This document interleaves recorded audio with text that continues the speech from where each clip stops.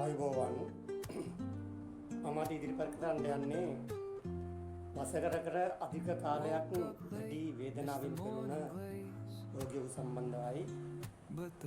ඔහුගේ උරහිසේ තද කැක්කුමක්, උරහිසේ සිට අත දිග දුවන වේදනාව, අත සම්පූර්ණයෙන් උසවන්න බැරි ගතිය තිබුණා.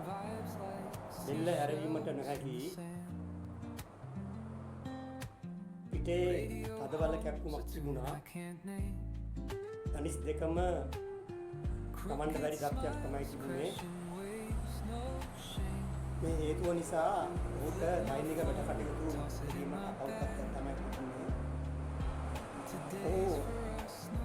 මේ ආකාරයෙන් අවුරුද්දක පමණ කාලයක් දැඩි වේදනාවක් ඉඳලා තිබුණා.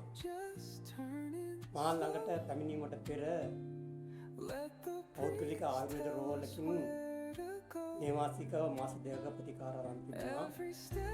ඊට පස්ව නොඑක් තැන්වලට ආයුර්වේද පුද්ගලික දමන තිබුණා. ඊකටම වටිගිර බෙහෙත් අරගෙන තිබුණා. ඒ වයින් සහනයක් නොලැබුණ නිසා මා වෙත පැමිණලා දින 5ක ප්‍රතිකාරකින් පස්සේ එයාගේම වචන වලින් කියනවා නම් 80ක පමණ සුවයක් ලැබුවා. ඉන් පසුව කර ප්‍රතිකාර වලින් ඔහු සාමාන්‍ය තත්ත්වයට සාමාන්‍යයෙන් දෛනිකව වැඩ කටයුතු ගොඩුයි. මාත්‍යාගේ නම මොකද්ද? හින්දිකනේ. තම කොහෙද? අලාවද? එතකොට මේ මොකක්ද තිබුණ අසනීපේ? අත උස්සන්න බෑ, බෙල්ලේ අමාරුව. කොන්දේ අර මේ යට හරියට කැක්කුමයි, කොන්දේ උඩ හරියට කැක්කුමනේ. එතකොට මේ දැන් කොච්චර කාලයකට ඉස්සරලා දෙක හැදුනේ? අවුරුද්දකට වඩා ඉස්සරලා. ඊට පස්සේ මේ දැන් මේ තැන් වලින් බෙහෙත් ගත්තා. ඉංග්‍රීසි බෙහෙත් ආරේ බිව්වද? ඒකට හොඳට උන්නේ නැහැ. ඊට පස්සේ සිංහල බෙහෙත් කරාද? ඒකට හොඳ උන්නේ නැහැ. ඊට පස්සේ දැන් මේ මහත්තයා මෙහාට ඇවිල්ලා කී ගමනක් ආවද? පස්සේ දැන් මේ අතේ මුස්සන්න පුළුවන්ද? බලන්න අත උස්සන්න හොඳට. දුවට මුස්සන්න. හරි. ඒක බෙල්ල හරවන්න බැරි ගතිය තිබුණා. ඒවා දැන් පුළුවන් හොඳට. දැන් හොඳට පුළුවන් නේ. හරි. අනිත් පැත්තට බෙල්ල හරි.